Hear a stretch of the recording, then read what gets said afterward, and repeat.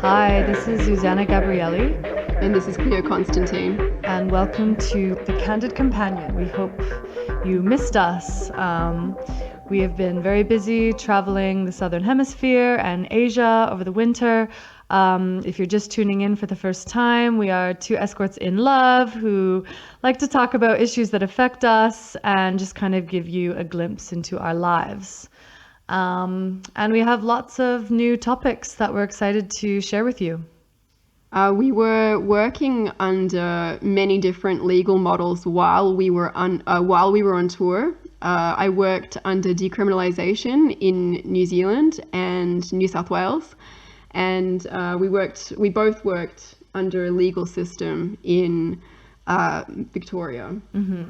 So I think it's important for us to say that we advocate for the decriminalization of sex work. However, I believe that decriminalization is the first step and it's not the final destination for sex worker rights. And we say this because decriminalization is kind of the utopic vision that most sex workers worldwide have of what we want the industry to look like. And while it's true, we do want decriminalization deeply.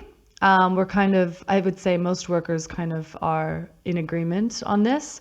However, we do this. The topic of this episode is that while we want it, it is the first step and actually not the final step. So it's important to talk about what decriminalization is, because decriminalization is often conflated with legalization and these terms are used interchangeably. So to speak about it, I need to speak about what legalization is in relation to decriminalization. So legalization means state regulation of the sex industry. But if you're in accordance with the guidelines, technically buying and selling of sex is legal. However, it is not difficult to fall outside of these guidelines.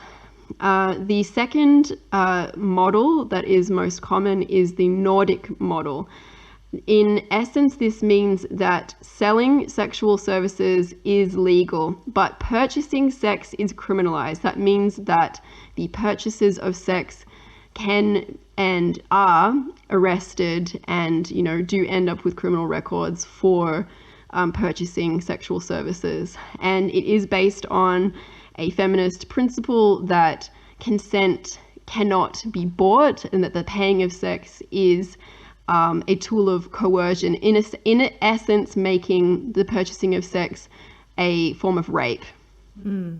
So to kind of summarize, like if you aren't aware, sex work, how it functions in the law, it's not as simple as, sex work being legal or illegal. I think a lot of people have this idea that in some places in the world, it's legal to, purchase sexual services, and in other places it's illegal. But actually there are like a number of models, which is what Cleo just described, which kind of are, relevant to sex workers' lives. And that's what we're going to get into.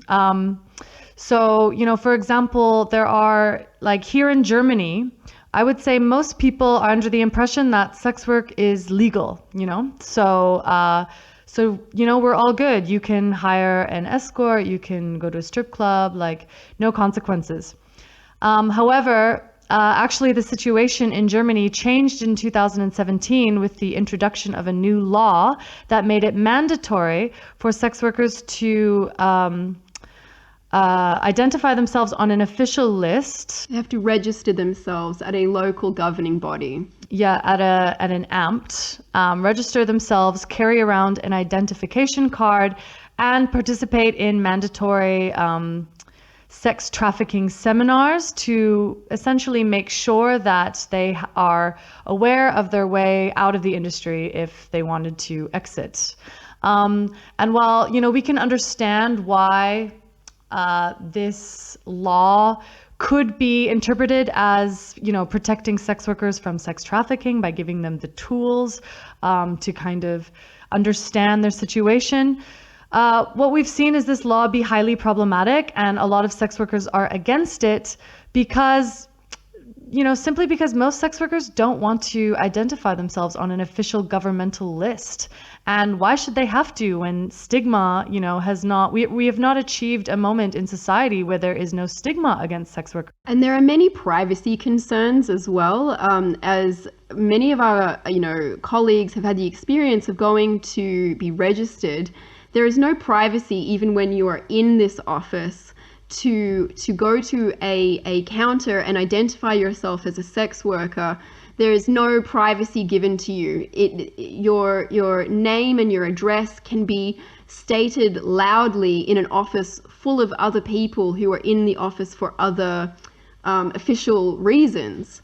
It's just very badly handled, and very little consideration was put forward for privacy issues. The fact that many sex workers wouldn't want to have a piece of paper with their legal name and their working name printed together, fears of clients finding the our information just by going through our things, all sorts of things like this, family members and so on. We don't necessarily want to have to carry a prostitution pass. And I think it was you or someone very intelligent who said, the last time that minorities were required to, subscribe to an official governmental list was, in World War II, and that's very scary. Absolutely. The governments do not have a history of treating sex workers well. So why should we trust the government now is a big question that a lot of sex workers have. We're moving towards eras of greater surveillance, and why would we want to volunteer our information to the government? So this is a situation that's close to our hearts in Germany because it's made essentially everyone who does not register on this official list illegal again. And that is a big problem of legalization when, you don't fit the molds of what's being asked of you, you are rendered criminalized, essentially. There are many valid reasons why a sex worker would not want to register in Germany, nor would they in some cases be capable of doing so. But failure to have the prostitute passport is that you cannot work in a brothel or in a studio. And, this working visa also excludes migrant workers. And, as we talked about in last season, there is a great deal of workers who do sex work because it is their only option. They're called survival sex workers. Sex work has always been a way for marginalized people to gain access to capital quickly, especially when they are devoid of other options. Migrant workers who may not be able to work in Germany for other reasons are automatically, criminalized because they don't have a working visa if they're going to participate in sex work. And it's very unlikely that you would be granted a valid visa to work as a sex worker. This isn't a visa that is available to people. There is discrimination about people working in this industry, and when you are dealing with bureaucrats and applying for a visa as a sex worker, I think this would be extremely unlikely to be granted. So unless you are a citizen, it's very difficult to register as a sex worker in Germany. So hopefully you can see why the creation of this new law, which is essentially a regulation under the legalization model, is problematic for sex workers, hugely problematic. Another example, somewhere I worked recently, we both worked recently, is Victoria and Melbourne specifically. And in Melbourne, sex work is legal, in contrast to New South Wales, another part of Australia, where it is decriminalized. And the main difference, I think, that as a sex worker you experience is the fact that in-calls in Melbourne are illegal. Out-calls are legal. So you can go, if somebody calls you and they want you to meet them at their hotel, you can go there. That's legal. However, if somebody wants to make a booking with you and they would like you to provide the location, you are not legally allowed to book a hotel and host a client. So for whatever reason, the government decided that this was going to keep sex workers safe. However, logically, it actually is much less safe for sex workers to constantly be going to the site of the client rather than hosting them in a place where they feel safe or have kind of their own security set up. So this is very bizarre and inconvenient, and often sex workers, are forced to hire a in-call anyway because they need the work, and that means that what they're doing is illegal, even though sex work is legal in Victoria. Also, two workers operating in the same environment is considered a brothel. So two workers doing a double is illegal in Melbourne. Unless you're working in a brothel. Unless you're working in a brothel. Just all of these annoying little laws that make not only our lives difficult, but actually put us in danger and, create like a fear environment of getting caught by the police doing something that's illegal. It essentially means that sex workers have to make the decision between working legally or safely. Another example is in Queensland as well in Australia. If you are an independent worker, again, working together in the same building as another sex worker, even if it's in a hotel and there happen to be two sex workers working not together, this is criminalized. Messaging another sex worker with your current location or when a client arrives and leaves, so essentially your safe call person, this is illegal. Employing a receptionist or someone to answer your phones, illegal. Using a driver, unless it is your private driver, if this driver is a driver for other sex workers, this is illegal. I think this is very significant, that describing what services are offered and what services are not offered, this is illegal. So how are you supposed to set expectations and boundaries before the client has showed up in person if you're not able to describe this over text or over the phone? It's dangerous. And I would, most clients want to discuss, sexual services beforehand, especially if they're looking for something in particular. So it's frustrating because you, as a worker, will get asked by clients who are either unaware or don't care about, the specific law. And then you're forced to either lose the client or to act illegally and discuss sexual services in advance. And I know a lot of workers who don't do it, who think immediately that somebody who's going to ask them about sexual services is the police trying to, operate a sting or something. However, lots of sex workers who are survival sex workers or marginalized don't have the option to turn down work when it comes up. And that makes them, they're operating in an unsafe environment that may as well be criminalized. Much more vulnerable. And I think it's really important that language is really precise around legal models with sex work, because often the terms legal, decriminalized, and Nordic are used interchangeably. So for example, Kamala Harris, who was one of the leaders in pushing for Sesta Foster, which if you'd like to go back, we talk about that in season 1. She said on the day that it passed, victims of sex trafficking should be protected and have the ability to seek justice. That's why from my earliest days as a prosecutor, I've led for the fight against Backpage and other sex trafficking platforms. And so she was very much against Backpage and other advertising platforms that meant that street-based sex workers were able to work a lot more safely online. And she is now saying that she advocates for the decriminalization of sex work. Now, when she said in an interview, she said, back when I was a DA, I was advocating that we have to stop arresting these prostitutes and instead go after the Johns and the pimps, because we were criminalizing the women, but not the men associated with it, who were making money off it and profiting off it. So what Kamala Harris is describing here is the Nordic model. She is advocating for clients to be criminalized and not women. However, in the media, it is constantly being touted that Kamala Harris is in favor of decriminalization of sex work. Now, it's very problematic for this term to be used interchangeably, because we need to be precise with the public in what we want in terms of safety and working models, what our needs are.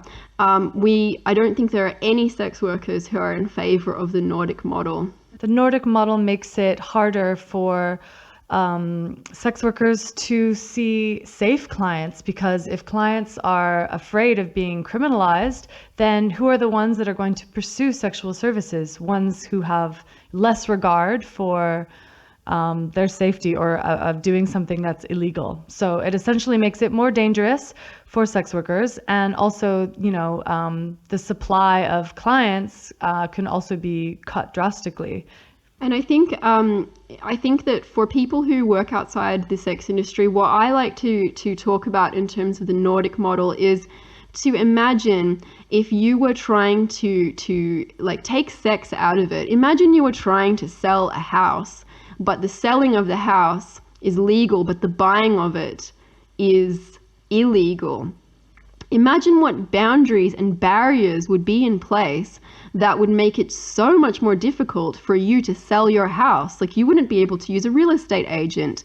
You would have to be privately, secretly meeting with people. You would be afraid of putting the money in for the sale of the house into your bank account. There are many reasons why the Nordic model overwhelmingly punishes sex workers, because they are already marginalized people, especially for street-based sex workers. If clients are afraid of being criminalized when they approach a sex worker, they will be saying, get in the car quickly, I don't want to be seen, and this has led to huge increases in violence against sex workers, especially street-based sex workers, who have to meet with clients on the outskirts of the city in places that are dimly lit, dangerous, and places where clients can easily beat them up, rob them, rape them, murder them. So, the alternative to the Nordic model, the alternative to criminalization, which sex workers have been talking about for ages, for years, is, decriminalization. And, what is decriminalization? It's, the concept, the idea that no part of the sex industry is criminalized, from street work to brothels to independent workers. However, it is subject to workplace guidelines. And now decriminalization is the popular choice among sex workers worldwide, for obvious reasons. Definitely, I would say, working in North America, it's almost this utopic idea that sex workers can get behind and rally behind.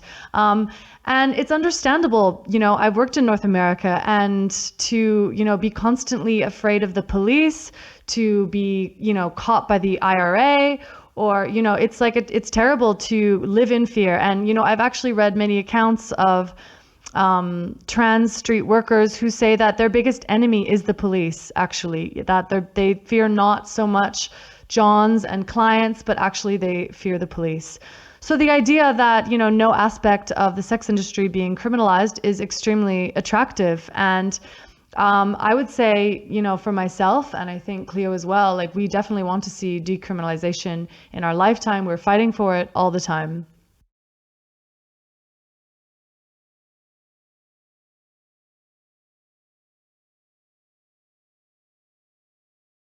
So the main places in the world, there are 2 places in the world where sex work is decriminalized. It's in the entire country of New Zealand and New South Wales in Australia.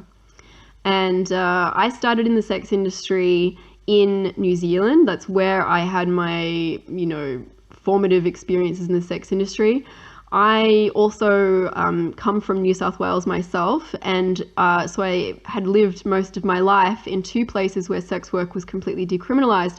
And I actually had I was very naive. I barely even knew that there were places where sex work was illegal. I was aware that, say, in America, but I really did not know the differentiation between legal and decriminalized. And I took it for granted, of course, that of course the police would be on my side. Of course, I shouldn't be subject to surveillance or interference in my work, completely punitive and arbitrary regulations that did not have my safety in mind. And but I think that it's important to note that technically there is nowhere where sex work is truly decriminalized. For example, there are many strange brothel laws in New South Wales to do with zoning.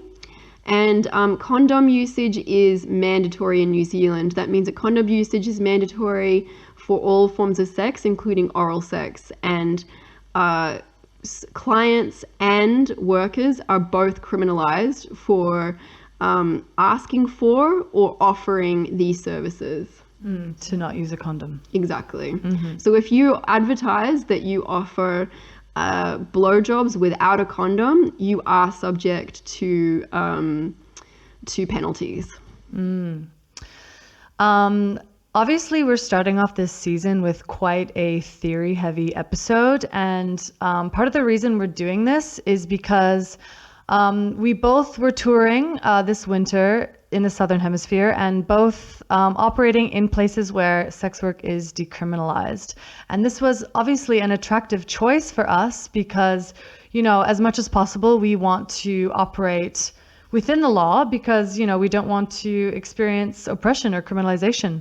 But I think that experiencing what decriminalization was in our experience or how it operated was quite shocking in some ways and revealing of what the situation is actually like and kind of what happens in real time under a decrim model when there is still stigma and issues that need to be addressed in society before we can have a truly decrim model of sex work. Exactly. Like there are many things in place in terms of stigma that are barriers that prevent sex workers from accessing services and for exercising their rights. So when we were touring, it was interesting to work in a city where you're not committing a crime to be working in any way. However, you know, hotels can still kick you out. Airbnbs can still kick you out, and they can ban you forever on the platform. So, you know, when we were in Sydney, you know, we were warm. The weather was gorgeous. We were having a great time. We were united. To be honest. We hadn't seen each other in a long time. Yeah. And we met in Sydney. And, you know, working in Sydney is, at least for me, you know, very different than anywhere else I've really worked. I would say the hustle in Australia, maybe partially because of Decrim, is very high. There's a lot of competition. There's a lot of workers. There's a lot of money that is funneled into advertising platforms. It's very expensive to advertise, I would say, in Australia, definitely in Sydney and in Melbourne. And it's expensive to rent an in-call, to rent a hotel, to basically rent anything where you are in the city. You're paying a lot. So Backpage was gone. Backpage is gone. R.I.P. And even when Backpage is around, I think it was $10 a bump to bump your ad to the top. To bump your ad in Sydney versus in Berlin, where it was €2. Was it? Yes, and also, there were only like 5 to 10 people. Exactly. Yeah. So you could bump for €2 and be visible for 5 days. Whereas in Sydney, because there's so many workers, you would, you know, throw $10 into the ether. Ether? Ether. Ether. And within 5 minutes, your ad would be completely lost, like 10 pages behind all of the new escorts who've bumped their ads. So it's much more competition. It's like you really need to be ready to hustle when you're in these places.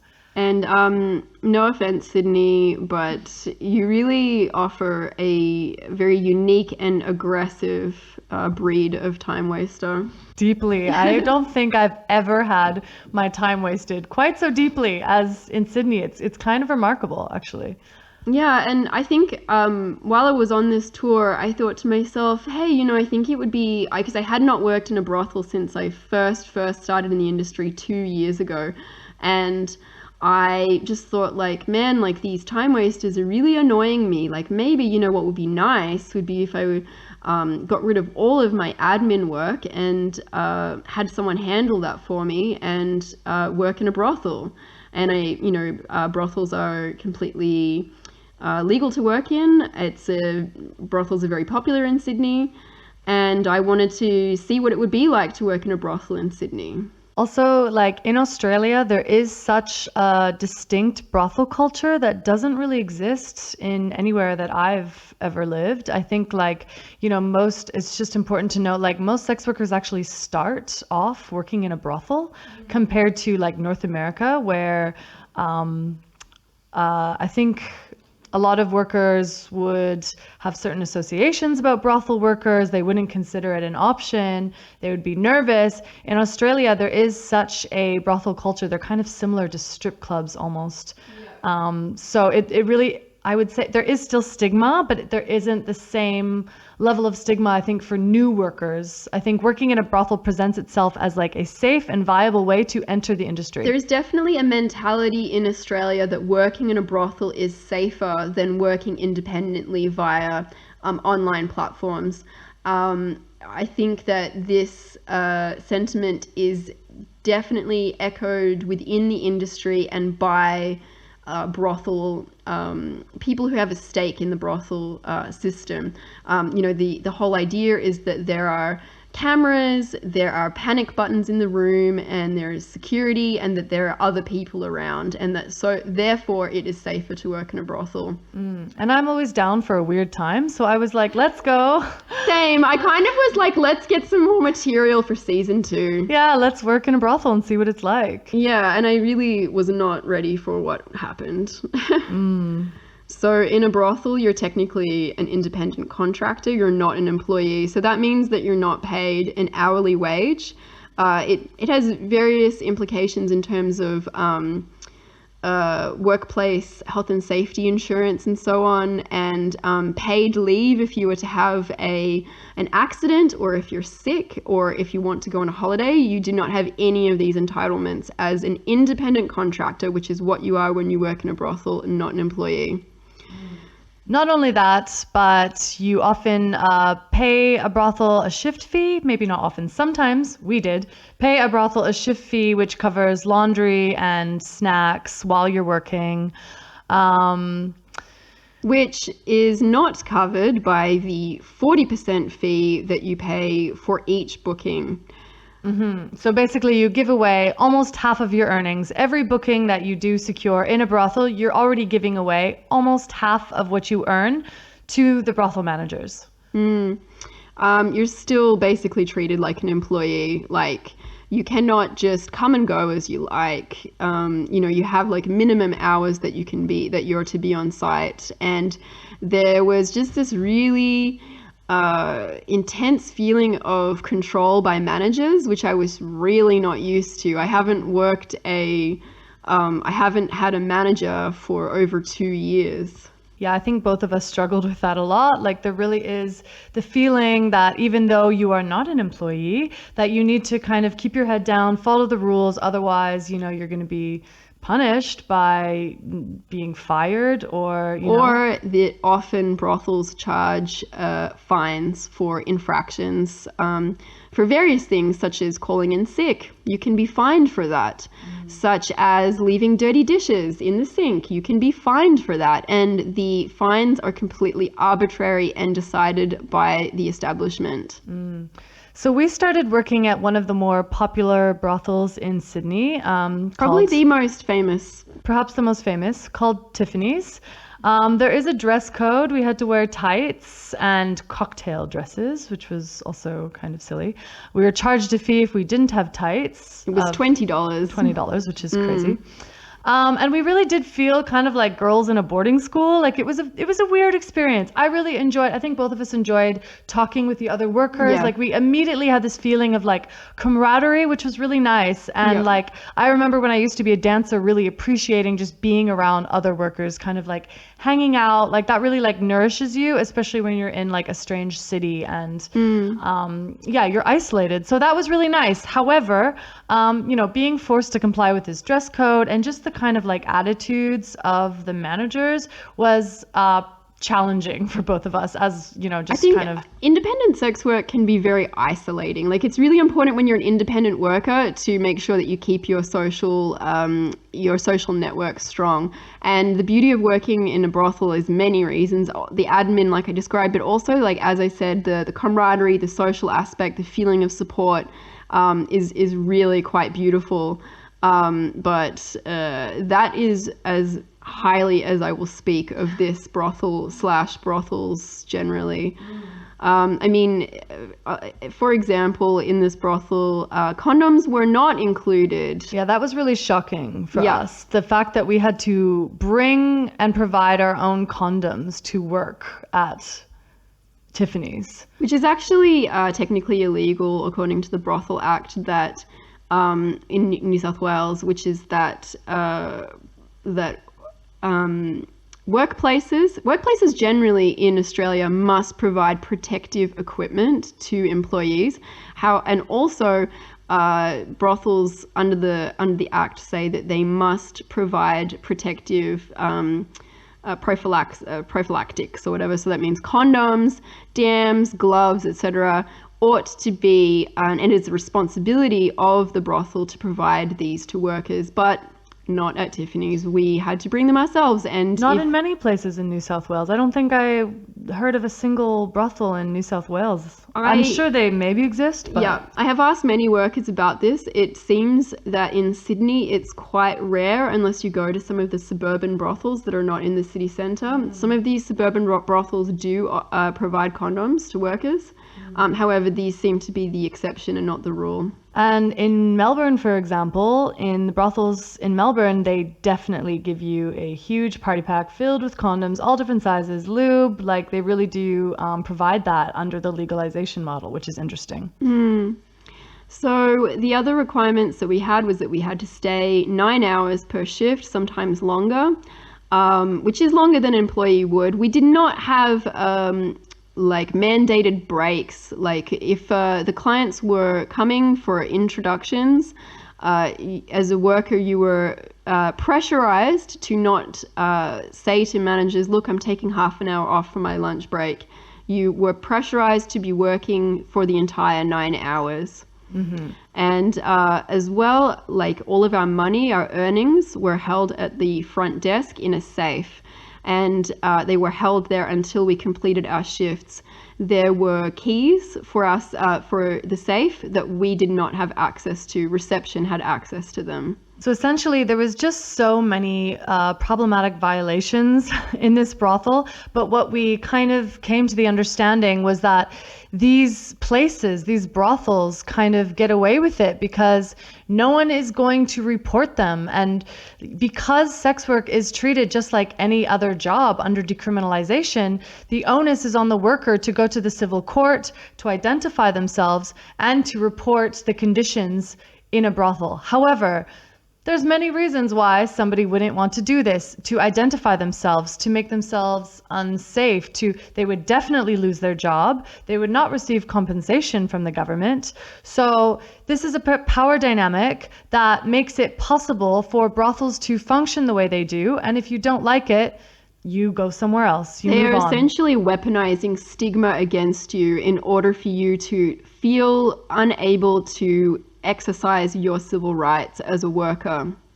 And if you make complaints, if you cause drama, if you say, to a manager, no, I want to have dinner, I don't want to, I need to have a break. Like there's a high likelihood that they will fire you. This is the general feeling that we had. It was definitely an environment where we felt exploited as workers. It was quite shocking. It's the attitude is essentially, if you don't like it, go somewhere else. And it means that brothels can really like churn and burn girls. And Tiffany's There's a huge influx of workers coming in and getting fired and leaving. It's just a constant reel. And Tiffany's is a very busy brothel, which means that there are, for every girl that's working there, there are 100 girls who would love to take their place because, it is a place where you can, reliably make money. So, I mean, essentially what was going on is just like incredible, egregious exploitation. As someone who has been a independent worker for 2 years now, I was just completely unused to being treated like this. I was completely unused to being told what I could and couldn't do, and what I experienced when I worked at Tiffany's would be considered pimping and trafficking in other countries. Yet, the reality of what we experienced is, working under decriminalization in New South Wales. So what happened was I was working. It was about 2:00 in the morning at this point. So I was, already feeling a bit, tired. And I introed with a client that I just didn't feel safe seeing. He wanted to do cocaine with me, and I wasn't, just was not interested. And I refused to take the booking. I informed reception once they told me that the client had chosen me. I said no, I didn't want to take the booking. And I was told that I did not have a choice. I had to see the client. So they told me that unless I had seen the client before and potentially had a bad experience, I would say the subtext of that is that I had been assaulted before by this client, or that I knew the client, I was not allowed to turn down the client. And I said, I stuck to my boundaries and said, no, I didn't want to see the client. And I was humiliated in front of everyone, and I was fired on the spot. And I was there. And I was, I was just so stunned. I think my response was almost like muted in the moment because I just could not believe that this was happening, both of us have worked in the industry long enough that we are not going to see clients we feel unsafe seeing. That's absolutely, non-negotiable. And the fact that somebody was, telling you specifically in this instance that you don't have the right to refuse this client was just absolutely shocking. And I was, behind Cleo, and I was just repeating, you can't do this. Is ridiculous. You can't expect her to see someone she feels unsafe seeing. And the situation escalated quite quickly. The manager was, insulting both of us. She called us gutter people. Yeah. So yeah, she called us gutter people. You and your gutter friend need to leave my establishment immediately. And we were just like, okay, fine. And, Cleo kind of went off, and I kind of continued talking to this very problematic manager. And was saying, I can't believe that this is the conditions of this brothel, and now we're getting fired because we won't see a client that, is potentially unsafe. And at that moment, because she was so upset, she said, well, you can both leave without pay. At that moment, I was just like, okay, hold the phone, because we had worked all night. It was a late night. We were forced to stay at this brothel for 9-hour shifts. Until 5 in the morning. Till 5 in the morning. So we had seen clients before. And just the thought that she would withhold pay from the other clients we had seen, I was like, this is getting bad. Yeah. So after that, I kind of ran to get my things. I didn't know where you were. So I went to reception and I said, okay, where is Cleo? Obviously you had a different name. And they said, okay, she's outside. And I said, well, was she paid? And they said, yes, of course she was. What are you talking about? I mean, have to say that, again, because I think I'm just a very, like, strong person. I went to the back room, I got changed, and I marched to reception, and I said, I want to get paid now. And the receptionist was like, yes, yes, yes, of course. And I think that they were nervous that the manager that had threatened to withhold my pay would see me getting paid, and they wanted to pay me very quickly. And, you know, I'm really glad that I was able to take my money. It was like several $100s. And I was absolutely flabbergasted that a manager felt that they had the right to steal my money because they were petulant and felt that they had like lost face in front of the other girls in the brothel, that they had like lost control of me, that they had to make a public show of saying like, yes, you will see clients, we demand that you see clients, and if you don't, we will take money off you, no matter how much money. And that's when I realized the power dynamic of the brothel having the keys to the safe for your earnings.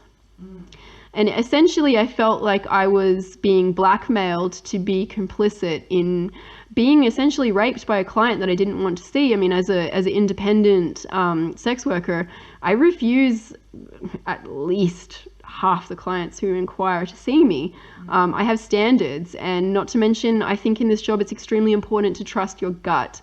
And if you feel that a client is weird or a bit off, you should absolutely have the right and be supported in refusing a client for any reason. Unfortunately, brothels don't really see it that way because they are not the ones who are alone in a room with a client. All they get is their 40% and they don't really care. Especially because workers are very replaceable to them. Mm-hmm. Yeah, I mean, threatening to withhold pay is so deeply illegal and problematic. I just could not believe it.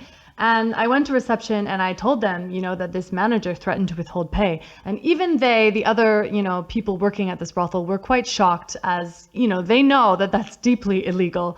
And as we were leaving, they suggested to me, you know, maybe you want to go to the police station across the street and make a complaint. So we did end up going to the police station and making a complaint. Of course we did. Yeah, of course we did, being the uppity sex workers that we are.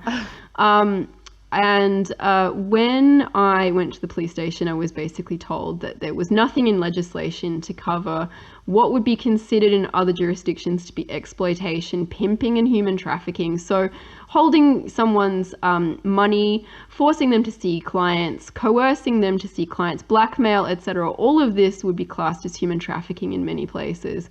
You know, the brothel would be seen as a pimp and the workplace would be seen as exploitative. But you know, basically when I went to the police officer, he told me that you know, it's your job to see clients, and you know, of course they would fire you, and if you don't like it, go somewhere else. And I was told that it was a civil matter and that I could take them to civil court. And I sort of kept repeating that, you know, this is human trafficking. But I was told like, no, it's not, and to leave. And it was really obvious to me like that the police officer, you know, like, yeah, like fuck the police, ACAB, etc.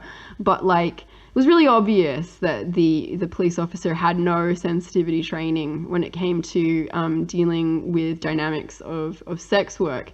And I think that many people living in criminalized places such as the US would like balk at the idea of a police officer having sensitivity training for sex workers. But I'm of the opinion that like there's no point to decriminalization if stigma is alive and well and the police are not invested in protecting sex workers, because the point of decriminalization not only is that workers are not criminalized, but just also that they are safe to go to the police to report crimes against them and to have confidence that the police are going to treat them as if they are worthy of, that they are genuine victims, that they are worthy of protection, and so on. And if decriminalization is to function properly, sex workers need to feel that the police are on their side. And that was absolutely not my experience at this police station. Yeah, what I found funny about our experience in Australia is that, brothels are commonly seen as a safe form of sex work in Australia, as opposed to independent work, because of the management that is, technically there, because of the panic buttons, the cameras, etc.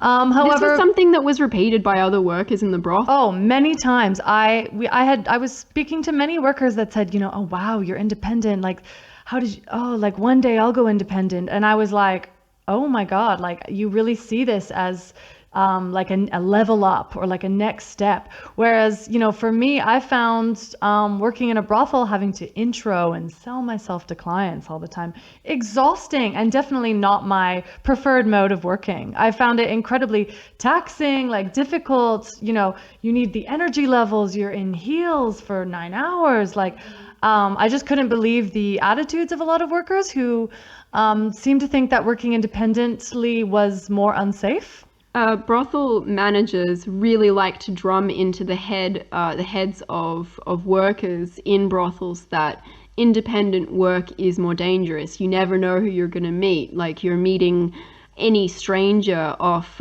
the internet. However, brothel work is in no way safe in my experience. How are you safe at all if you cannot turn down a client for any reason other than you know them, as in you recognize them, or they have assaulted you before? Like, in what way is this safe? You cannot turn down a client.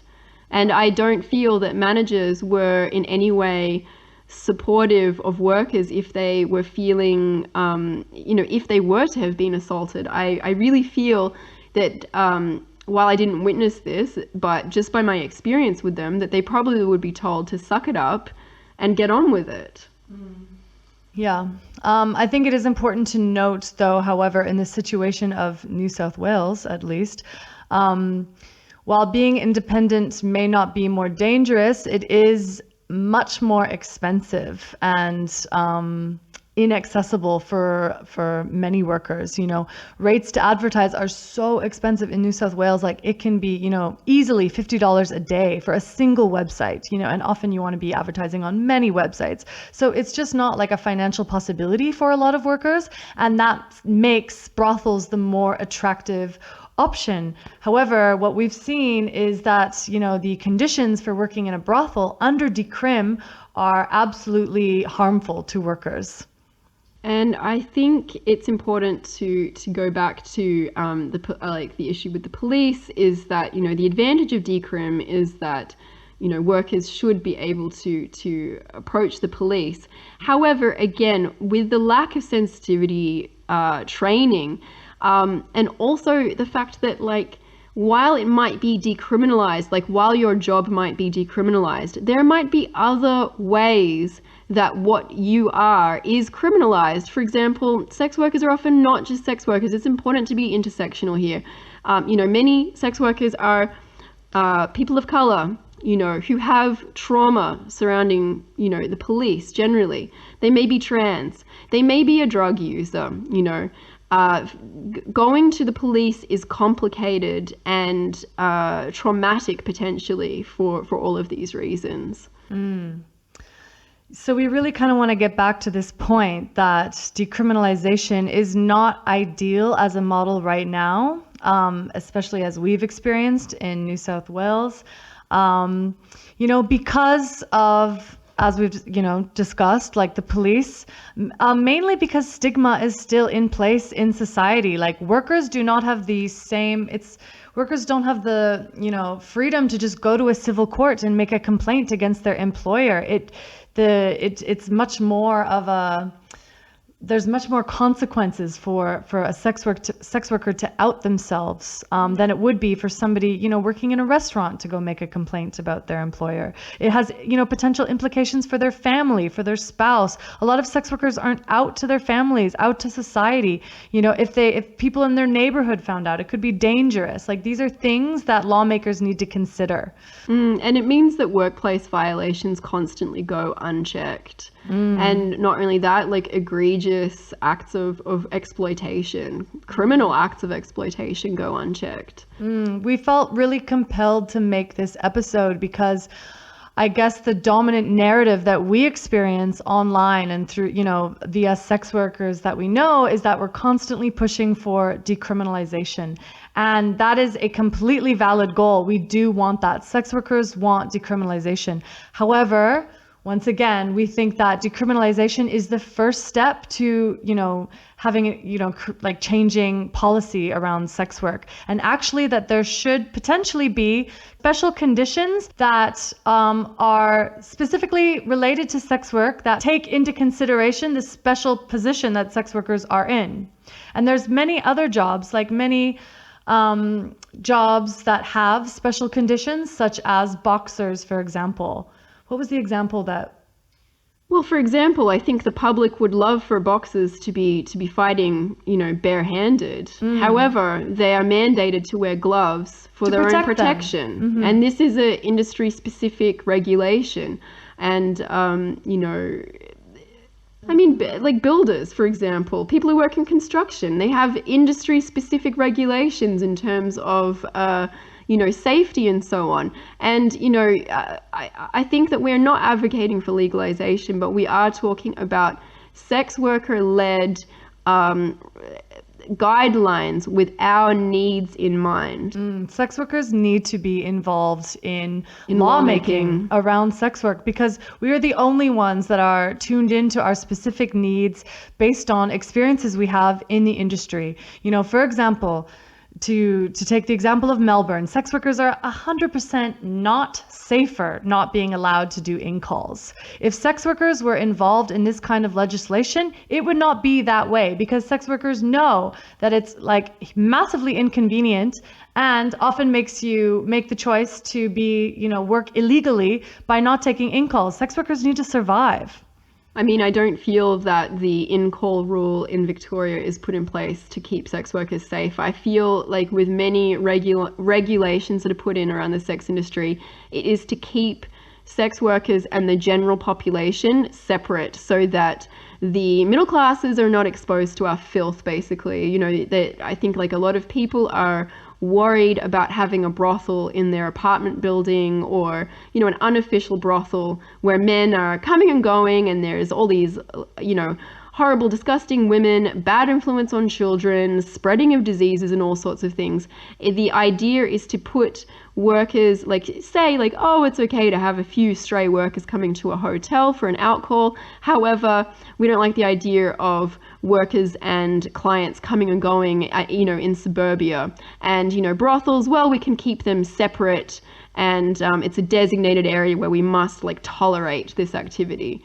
You know, I think most of these regulations never, ever even purported to have workers' interests at heart. Yeah. I mean, we have a lot to say about this. This is a two-part episode. We have more to say next week about, you know, how laws affect our work profoundly. And because we are marginalized people, it means that, you know, slight changes in the law have, you know, devastating effects on people's lives when they are already vulnerable. And we'd love to hear from sex workers about, you know, what you think. We definitely don't know what a utopia of decriminalization would look like. We've seen it function, you know, imperfectly in New South Wales, personally. However, we would love to hear from you, like on Twitter, about what you think about what we've said. You can reach us. My Twitter handle is at Zuzu Gabrielli. So it's at ZUZUGABRIELLI. I'm at Cleo Constantine. So that's at CLEOCONSTANTINE. And I am still shadow banned, so you have to type that in precisely. Anyway, we're going to talk about this more next week, and we're going to have an interview by a member of SWAP in New South Wales, which both of us, found profoundly interesting. So tune in next week, and we'll be back with more dishing about Decrim. Dishing about Decrim.